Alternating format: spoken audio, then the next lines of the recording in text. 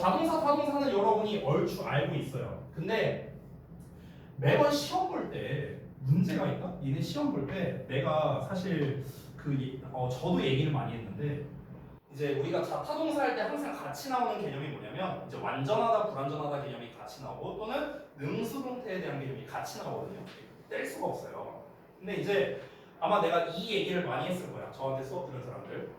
얘는 수동태가 안 돼. 왜? 자동사라서. 이런 얘기를 되게 많이 들었을 거예요. 그렇죠? 근데 이제 그게 문제가 뭐냐면 그러면 니네 입장에서 아이씨 얘가 자동사인지 타동사인지 그 내가 어떻게 알아 이거 이런 문제가 생겨요. 근데 참 안타깝게도 그거는요 구분할 수 있는 방법이 굉장히 제한적입니다. 왜냐면 대부분의 동사는요 자타동사가 둘 다 되기 때문에 대부분의 동사 둘 다 돼요. 둘 다 돼. 그래서 최소한 기본적인 개념 정도는 잡고 가자고요. 알겠죠? 여기서 뻔한 얘기는 안 할게요. 자동사는 1, 2형식 동사 뒤에 목적어 안 온다. 타동사는 3, 4, 5형식 동사 뒤에 목적어 온다. 뻔한 얘기 안 할게요. 다 알고 있는 내용이니까. 자, 보겠습니다. 자동사라는 거는요. 자가 자기 자신이란 뜻이거든. 즉 자기 자신만 있어도 의미 전달하는데 뭐 지장이 없다. 이런 거죠. 그래서 어떤 대상에게 직접적 영향력을 가하는 게 아니고요. 그냥 주어 지가 알아서 하는 거야. 이게 자동사야. 내가 여기서 문 쪽으로 걸어가. 이렇게 걸어왔어. 내가 걸어갔다는 행동을 했어. 내가 어떤 대상에게 영향을 줘. 영향을 안 줬어. 걷는다라는 말이 어떤 영향을 주냐고. 안 줘요. 내가 점프를 하든 노래를 하든 어떤 대상에게 영향을 주지 않습니다. 이게 뭐야? 자동사예요. 그래서 자동사는요 대부분 어떠냐면요 움직임에 관련된 표현들 있죠. 이런 애들이 자동사로 많이 나와요. 뭐 예를 들어 이민 간다 뭐 이런 표현들 있잖아. 그렇죠? 이런 것들이 다 어때요? 자동사인 경우가 많습니다. 알겠죠? 이어서 자동사는요 아까 전에 얘기했던 거야. 대상이 이제 영향을 끼치는 대상이 안 나오니까 목적어가 안 나오는 1, 2형식에서만 쓰인다. 이건 뭐 알고 있는 내용이니까 넘어갈게요. 두 번째 타동사. 타동사는 반대로 남타자예요. 이게 남타자. 타인할 때 타. 즉 남이 있어야만 의미 전달이 된다. 즉 타인에게 직접적으로 영향력을 가하는 건데요. 니네가 의외로 많이 모르는 표현. marry 결혼하다죠. with 붙일 것 같죠? 안 붙여요. 안 붙여. I will marry you. 나는 너와 결혼할 것이다. 내가 결혼을 할 건데 그 대상이 너예요. 결혼 혼자예요? 결혼 혼자예요. 상대방 대상이 있어야겠죠. 그래서 I will marry you 이렇게 표현을 하는 거다. 그래서 이거 왜 잘렸냐? 아무튼 그래서 정리하자면 타동사라는 거는 어떤 대상에게 직접적 영향력을 끼치기 때문에 대상, 즉 목적어가 있는 3, 4, 5 형식에서 쓰이는 동사 이걸 우리가 타동사라고 부르는 거죠. 됐죠? 넘어갈게요. 자, 그 다음에 능동태와 수동태입니다. 우리가 어법 문제 풀 때 굉장히 많이 나오는 게 바로 이 능동과 수동에 대한 건데요. 이것도 설명을 드릴게요. 자, 능동태부터.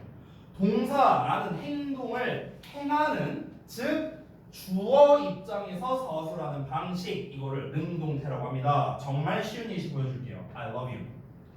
love라는 행동을 하는데 근데 그게 나야.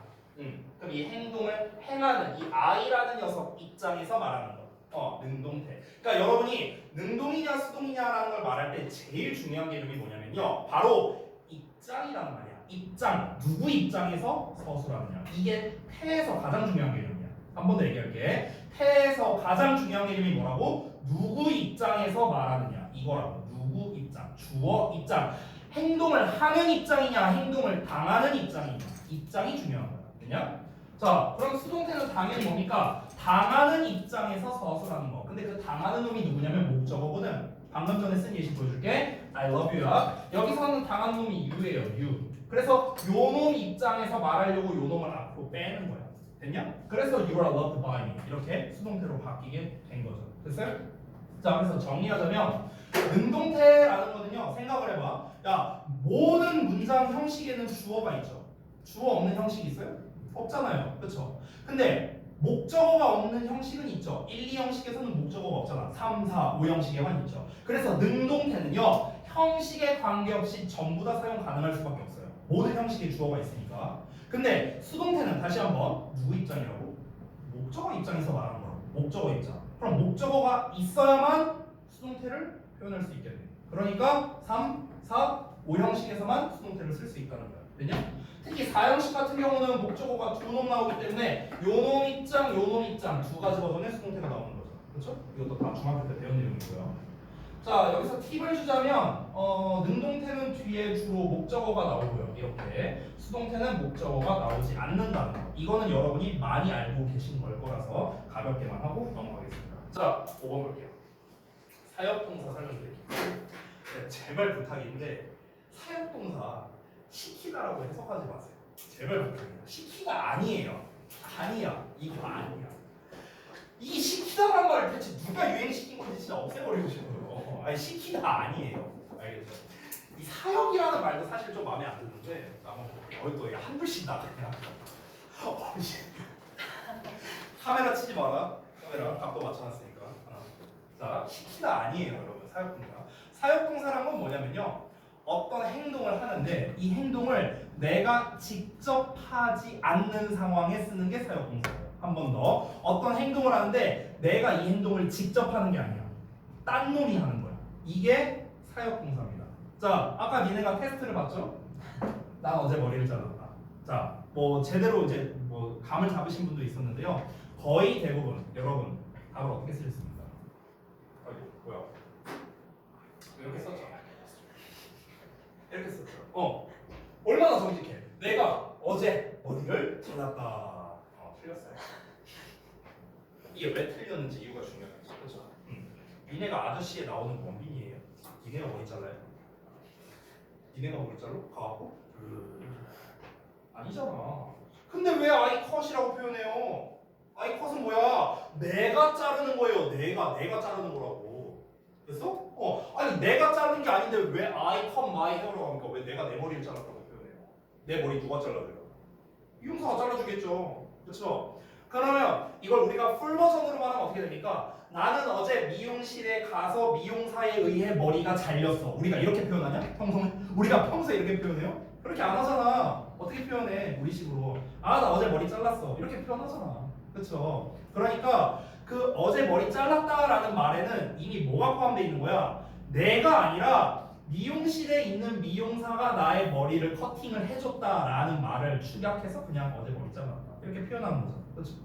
결국에 머리를 잘랐다는 이 표현은요, 내가 직접 한 게 아닙니다. 남이 해준 거죠. 그렇죠? 근데 당연히 미용사가 잘라줬을 테니까 미용사란 말을 쓸 필요가 없잖아요. 그렇죠? 맞아. 당연히 미용사가 잘랐겠지. 아니, 뭐 생뚱맞게 뭐 고깃집 사장님이 내 머리 잘라줬겠어? 아니잖아. 당연히 미용사가 잘라줬을 거 아니야. 그러니까 뭐 예를 들어서 by 목적격 이런 게 이제 쓸 필요가 없는 거예요.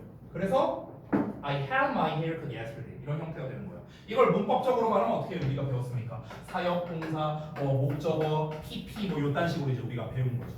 됐냐? 내 머리가 이걸 직역하면 어떻게 돼요? 니네가 중딩 때 배운 버전으로 하자면 나는 어제 내 머리가 잘려지게 시켰다 이렇게 되는 거야. 시키기 뭘 시켜요? 시킨 게 아니죠. 내가 머리를 자르는데 이 자른다는 행위를 내가 직접 하는 게 아니야. 그러니까 사역동사를 쓰는 거라고. 비슷한 걸 또 말해줄게. 예를 들어서 나는 개명했다라고 해볼게요. 개명했다. 이름을 바꿨다. 그럼 또 니네는 이렇게 쓴다고. I changed my name. 와. 그럼 예를 들어서 만약에 세민이가 난 이제부터 정세민이 아니라 정새끼다. 내 이름은 이제부터 정새끼다. 나를 정새끼라고 불러라. 그러면은 이 민증에 정새끼라고 넣어. 아니잖아. 말이 안 되잖아. 그렇죠? 우리가 개명하려면 어떻게 해야 될까? 저기 뭐 법원 가고 뭐 법원에서 뭐 어떻게 하겠죠. 뭐 행정부 중에서 뭐 저저저 할 거야. 그렇죠? 그러면 내 이름을 내 맘대로 바꿀 수 있나? 아니잖아. 뭐 구청을 가든 뭐 저기 뭐 법원을 가든 어딜 가서 개명 신청을 해서 뭐가 되는 걸 거 아니야. 그렇지? 내 이름을 내가 바꾸는 게 아니에요. 니네가 뭐 그 법원의 뭐 판사 뭐 아무튼 그 행정 담당 사람이라면 이럴 수 있겠지. 근데 니네가 직접 하는 게 아니잖아. 그러니까 얘는 어떻게 하는 거야? I had my name changed라고 써야 되는 거야. 됐어? 내 이름이 바뀌게 한 거라고. 내가 바꾼 게 아니니까. 그럼 이제 반대로 선생님 그러면 이거는 어느 상황에 쓰는 거예요? 이건 어느 상황에 쓰는 거냐? 예를 들어서 만약에 선생님 이름이 로이쌤이지만 제 실명은 준대성이죠. 그러면 야 나 이제 로이쌤이라고 부르지 마. 나를 로아쌤이라고 불러 이제부터. 자 이러면 내가 내 이름 바꾼 거죠. 이때는 I changed my name이죠. 왜? 내 진짜 이름이 아니라 이제 내 어찌 보면 닉네임이죠. 닉네임. 이거를 내가 바꾼 거니까요. 니네가 롤 닉네임 바꿨어. 그럼 이거지. 왜냐? 근데 진짜 이름을 바꾼 경우에는 이렇게 써야 된다는 거예요. 왜? 니네가 하는 게 아니니까. 이해했어요? 정리하겠습니다. 사역동사는 뭐라고요? 어떤 행동을 내가 직접 하는 경우가 아닐 때 씁니다. 됐어? 이게 사역동사입니다. 다만 차이점은 뭐냐면요. 그 사역동사의 강세 차이가 좀 있습니다. 강세 차이. 근데 제가 여기 PPT에는 안 써놨는데요. 요거를 좀 써줄 테니까 거기 필기를 좀 해주세요. 사역동사 3개 있잖아요. let, have, make 있잖아. 근데 이제 강세 차이가 좀 있어요. 강세 차이. make는요 뭐에 가깝냐면 강요하다에 가까워요. 강요하다. 억지로 시키다. 억지로 시키는 거. have 같은 경우는요 가장 무난하게 남한테 맡긴다. 약간 이런 느낌이에요. 남에게 맡긴다. 약간 풀어서 말하자면 남이라고 표현할게요. 남에게 맡기다. 그래서 좀 이런 느낌에 가까워요. let은 뜻이 두 가지가 있는데요. 보통 이 둘 중에 하나입니다. 허락하거나 아니면 내버려 두거나. 둘 중 하나에 가까워요. let의 뜻은요.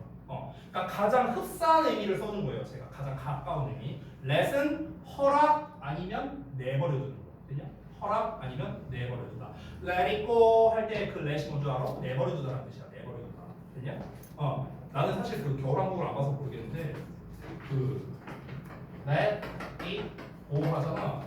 이제 그 아마 보신 분들 많이 있을 텐데 나는 안 봤는데 그때 겨울왕국 유행할 때 거의 10년 전이죠. 그때 학생이 와갖고 이 그 뭐야 엘사인가 안나가 뭐 나오고 거기 레디고 레디고 저거 노래를 불렀대. 근데 거기에서 자막에 이렇게 나왔대. 다 잊어라고 이렇게 나왔었대. 근데 레디고 레디고인데 다 잊어 이렇게 나왔대. 그러니까 애가 나한테 와서 물어본 거야. 쌤 이게 왜 다 잊어예요? 이렇게 물어본 거야. 이게 왜 다 잊어라는 뜻이 되는 줄 알아요? 이 it은요 그 안난지 엘사인지 아무튼 그 계집애가 앞에서 겪었던 그 어떤 고난과 힘든 일이 있었을 거예요. 아마도 나는 안 봐서 모르겠지만 그게 it이야. it. 힘든 일이 가게 내버려도 이런 뜻이에요. 그래서 내 머릿속에 힘든 일이 있어. 이게 그냥 가게 내버려도 이게 뭔데? 다 잊어버리라. 그래서 이렇게 되는 거. 그러니까 let은 내버려두다. leave의 뜻에 좀 가까워요. leave. 됐어? 또는 allow. 이 뜻에 좀 가깝고요. 자 넘어가겠습니다. 6번. 그놈의 지긋지긋한 관계사. 자, 볼게요. 다시 볼게.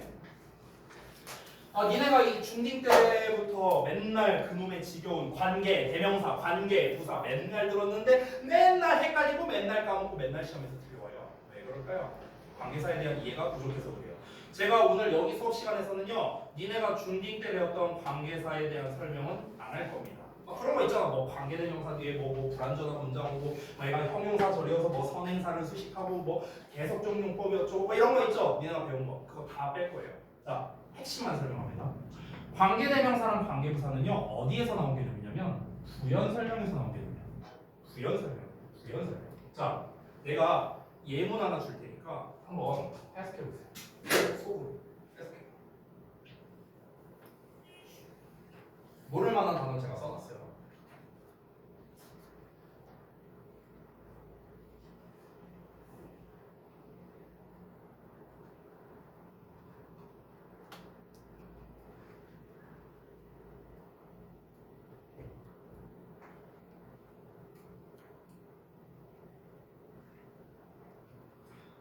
자, 한번 볼게요. 일단 해석을 제가 먼저 좀 보여드리겠습니다. 해석이 어떻게 나와 있었냐면요. 이렇게 나와 있거든요. 이렇게. 카드를 좁게 너무 가까이 대고 있는 사람들은 이기는 패를 들고 있는 사람의 경우가 드물다. 자, 그래서 우리가 구문분석 할 때 뭐 이렇게 하잖아요. 이렇게 해갖고 뭐 얘 꾸며주고 뭐 이렇게 해갖고 얘 꾸며주고 뭐 이렇게 할 거 아니야. 그렇죠? 이렇게 하죠? 그러니까 해석이 잘 안 될 수도 있고요. 얘네 입장에서. 또는 이렇게 해석을 한 사람도 있을 겁니다. 둘 중 하나일 거예요. 근데 해석을 좀 달리 해볼게요. 저는요. 자, 봐봐. 너 사람들이 있는데, 근데 그 사람들이 누구냐면 의문사전 우리 알고 있잖아. 누구냐면 카드를 대고 있어. 너무 가까이. 조끼에다가.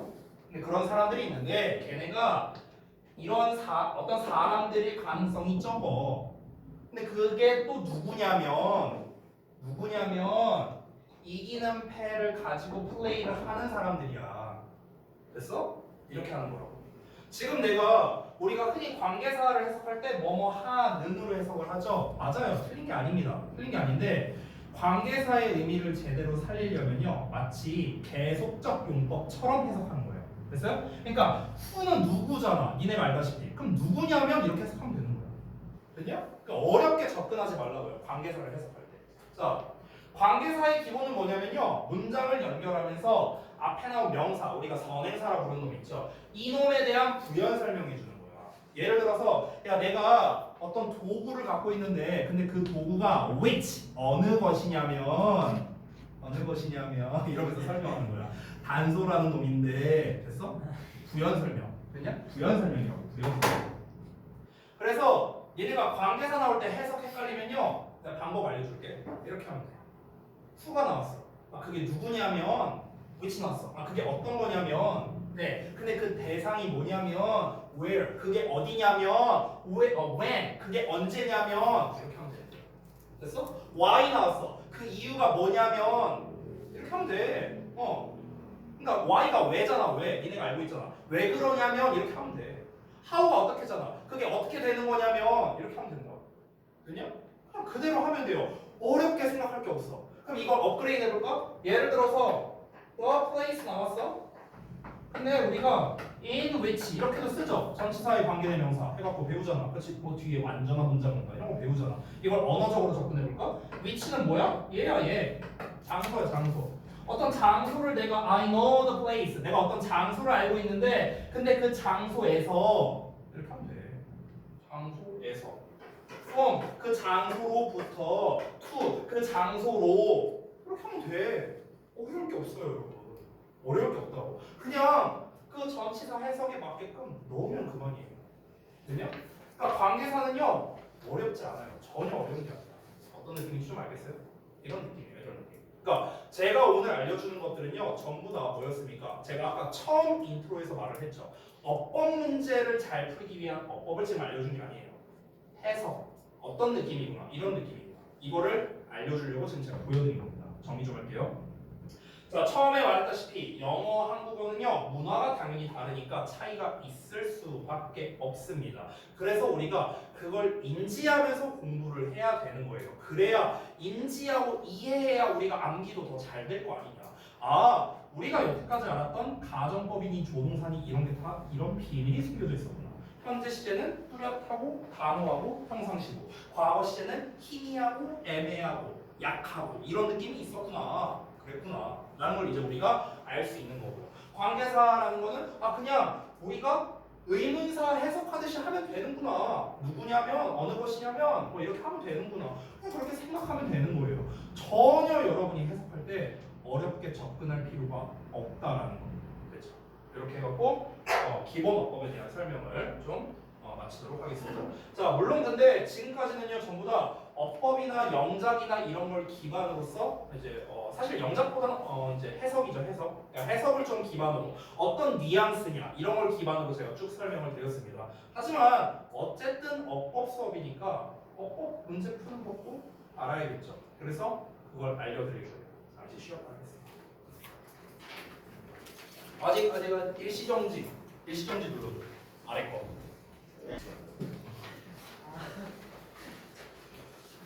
자, 누군가에게는 굉장히 지겨운 프린트거든요. 근데 그 지겨운 걸 아직도 못 써먹고 있으면 문제죠. 저도 제발 이거 그만 설명했으면 좋겠어요. 네.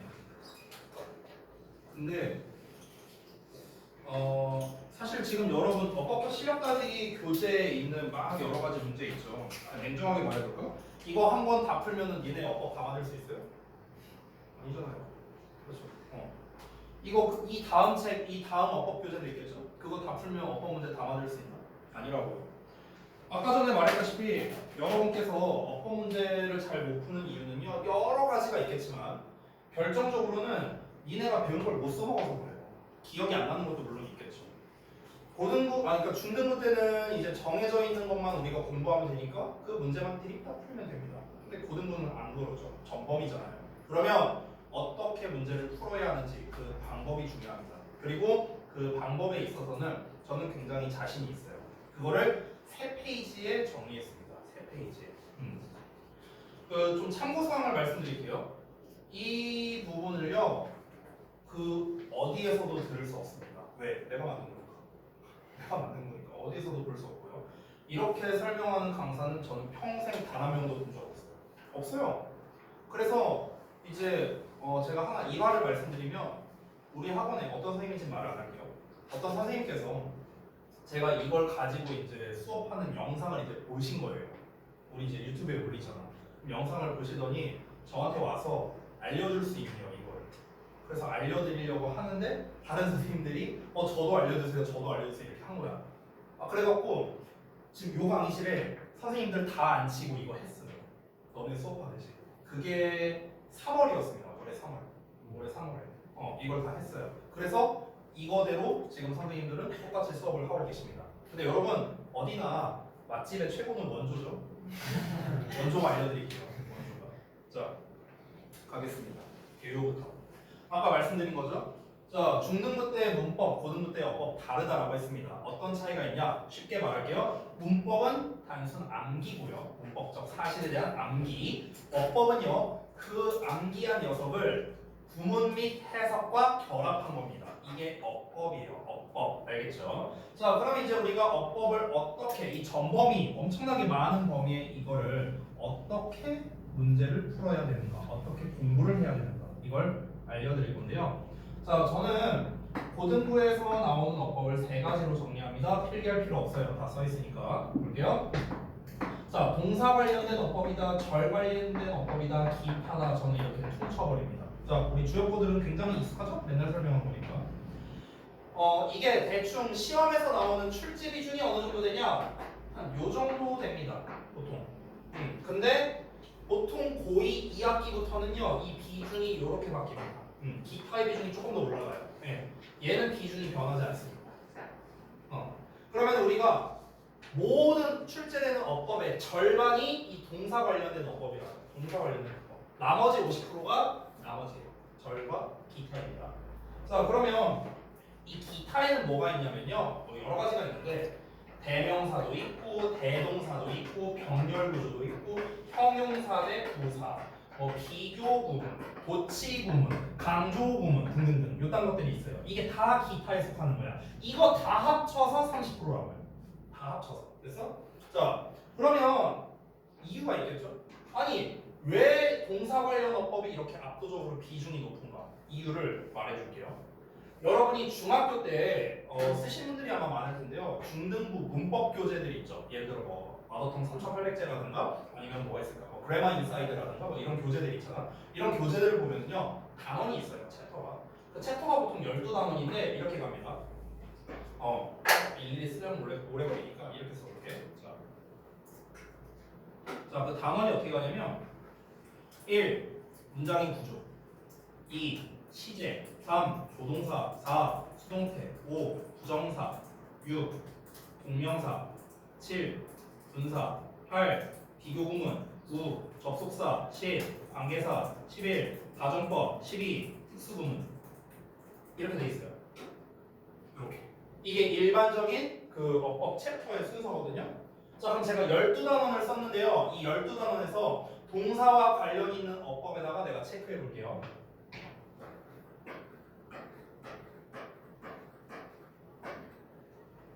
다 했어요.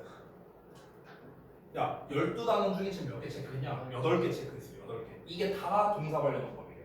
다. 그러니까 동사 관련 어법이 많이 나오는 거예요. 됐냐?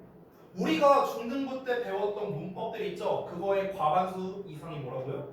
동사 관련 어법이에요. 그러니까 동사 관련 어법이 시험에 많이 나올 수밖에 없는 거야. 간단하죠? 여기서 절 관련된 어법. 끝. 아까 말했던 기타.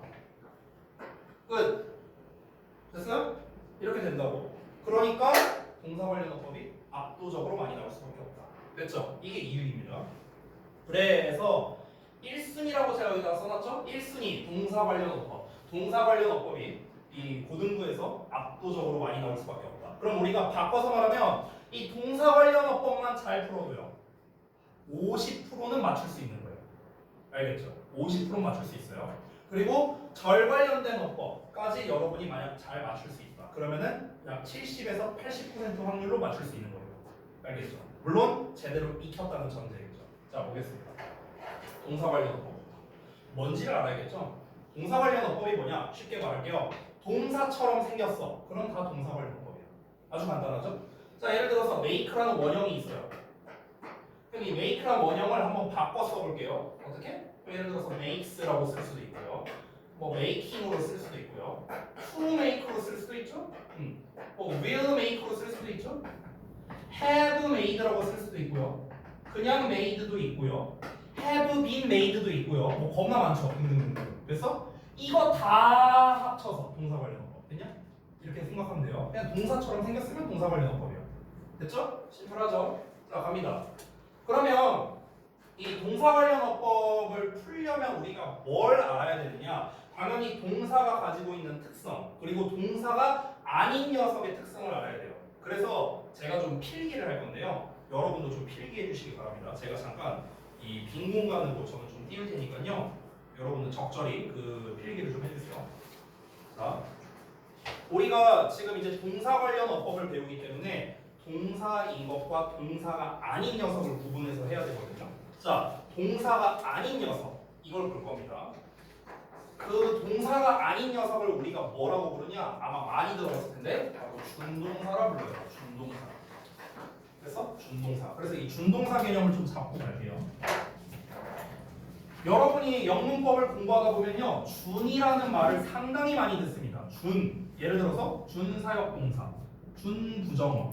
준이란 말을 많이 들어보죠. 준이 뭐냐면요, 여러분 우리말에서 뭐뭐에 준하다라는 말 많이 들어봤죠. 준하다. 준하다라는 말은요, 바꿔 말하면 거의 그러하다 이런 뜻이야. 거의 그러하다. 그래서 예를 들어서 지민이의 영어 실력이 로이쌤에 준한다. 물론 그럴 리가 없겠죠. 자, 근데 이제 그 말 자체가 뭡니까? 준한다는 건 거의 그 급이다. 비슷하다. 이런 뜻이죠. 준이 무슨 뜻이냐? 비슷하다는 뜻이야. 비슷하다. 알겠지? 그러면 이걸 정리해보자면 결국 준동사라는 녀석은 뭐냐면요, 동사랑 비슷하다 이런 뜻이에요. 동사랑 비슷하다. 근데 이 말에 숨겨져 있는 뜻을 잘 봐야 돼요. 얘들아, 비슷하다고 했거든. 비슷하단 말은요, 똑같지 않다라는 말이랑 똑같아요. 됐어요? 다시 한번. 지민이의 영어 실력이 선생님과 비슷하다고 했어. 그럼 지민이의 영어 실력과 선생님의 영어 실력이 똑같은 건가요? 아니죠. 그러니까 이건 무슨 말이냐? 동사랑 비슷하다 말은 동사가 아니라는 말이랑 똑같은 거예요. 됐어요? 그래서 정리합니다. 이 말이 되게 중요하거든요.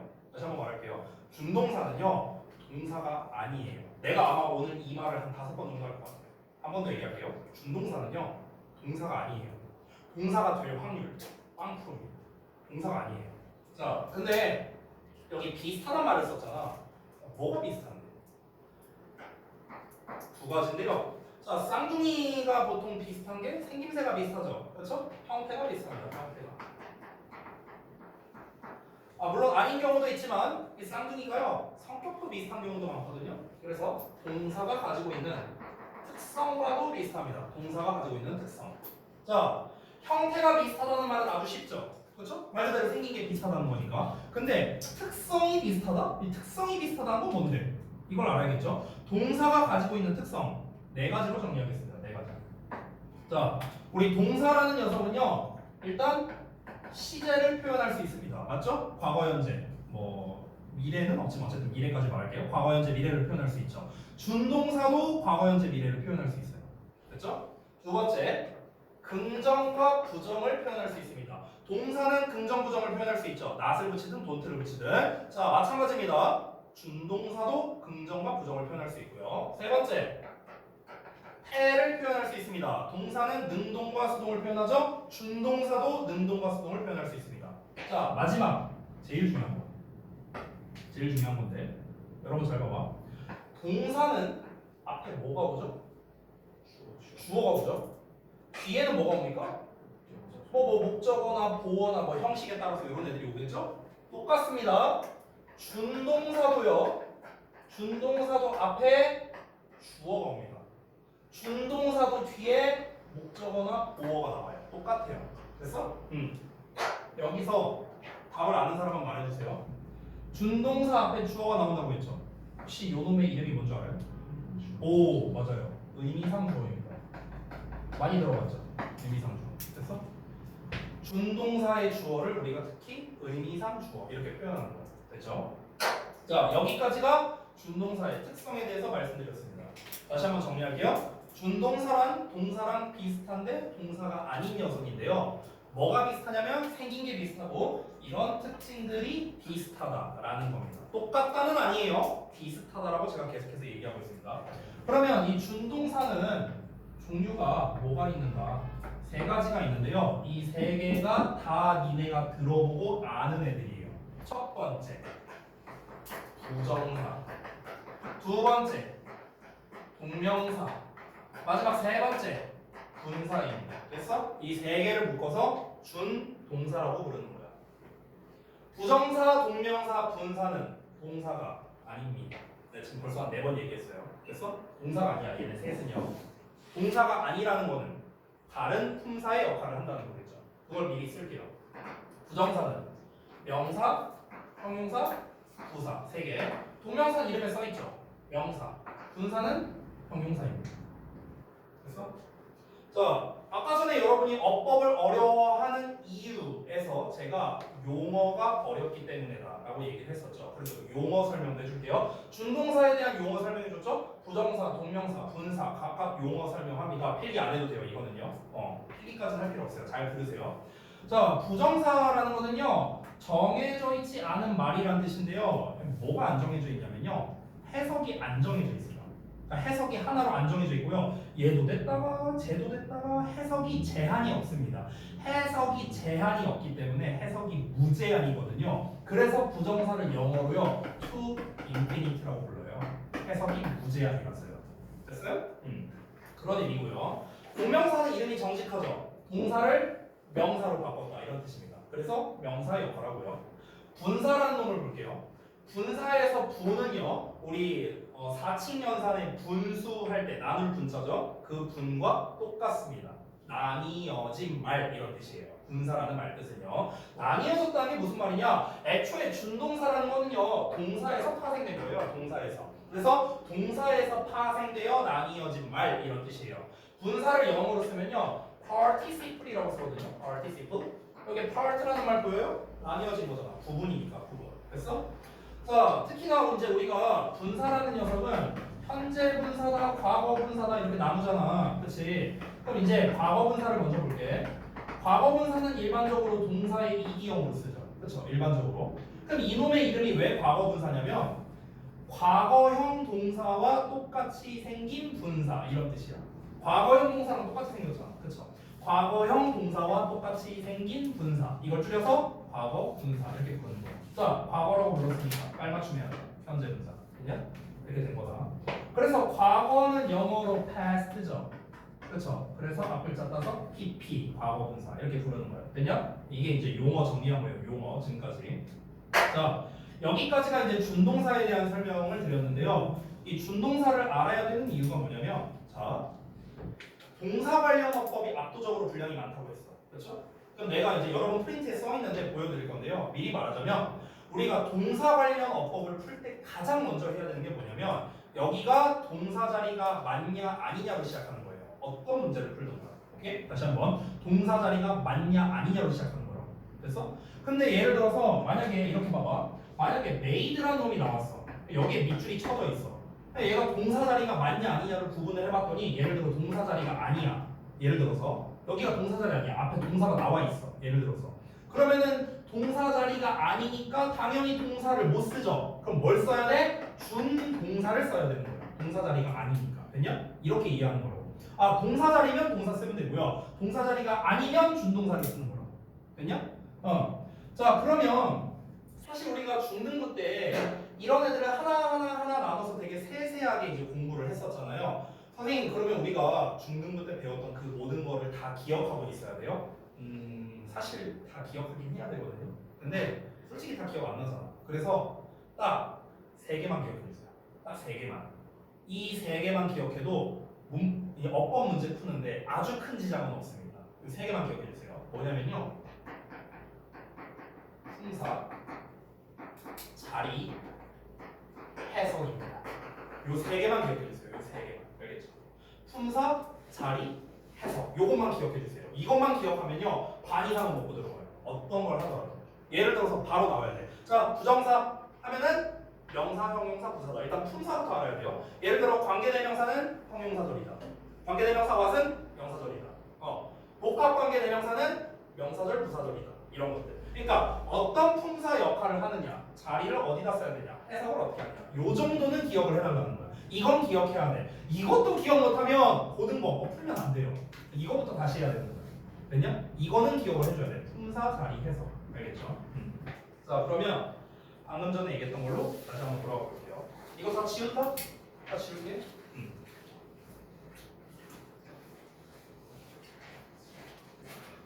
자, 다시 한번 보자. 풀이 과정이라고 써 있는 것만 잘 보면 돼요. 이제 여러분은 어법 문제를 풀 때 요 순서로 어법을 풀어야 됩니다. 언제까지? 이 프린트를 안 봐도 될 때까지. 안 봐도 될 때까지 여러분은 계속 이걸 보면서 풉니다. 언제? 데일리 테스트 할 때, 숙제할 때, 내신 대비 때 어법 문제 풀 때도 똑같아요. 누구랑 내신 대비 하느냐 상관없어요. 이 프린트를 다 드렸잖아요, 제가. 누구랑 내신 대비 하느냐가 중요한 게 아니라 어법 문제를 푼다? 그냥 이거 보고 하는 거예요. 언제까지라고요? 이 프린트가 필요 없어질 때까지. 알겠죠? 다 니네 머릿속에 완벽하게 체화될 때까지입니다. 자, 볼게요. 첫 번째, 뭐부터 해라? 동사 자리인지 아닌지 확인을 하랍니다. 뭘 통해서? 구문 분석을 통해서. 됐어? 자, 아까 전에 제가 썼던 예시를 다시 한번 써볼게요. made 하고 딱 나왔습니다. 밑줄 쳐져 있어요. 법상 맞냐 틀리냐 이렇게 나왔어. 뭐부터 하라고? 동사 자리가 맞냐 아니냐부터 시작하라고. 그럼 어떻게 되겠어요? 동사 자리가 맞다, 동사 자리가 아니다. 둘 중 하나일 거 아니야. 그렇죠? 그럼 동사 자리가 맞으면 뭘 신경 쓰고, 동사 자리가 아니면 뭘 신경 쓰고 이렇게 하는 거예요. 알겠죠? 자, 동사 자리가 맞으면요 세 가지. 시제, 수, 태. 요 세 개를 신경 쓰면 됩니다. 시제, 수, 태. 근데 우리 고2잖아요. 사실은 하나 더 신경 써야 돼요. 뭐냐? 바로 자타동사. 이것까지. 됐어? 여러분이 고1이 가면 내가 이 얘기를 안 했을 건데요. 고2는 얘까지도 신경을 써야 됩니다. 얘가 자동사냐 타동사. 여기까지. 왜냐면 이걸로 시험을 많이 내요. 아까 처음에 말했던 건데 선생님 저는 얘가 자동사인지 타동사인지 모르겠어요. 이거 어떻게 알아요? 방법이 여러 가지가 있는데요.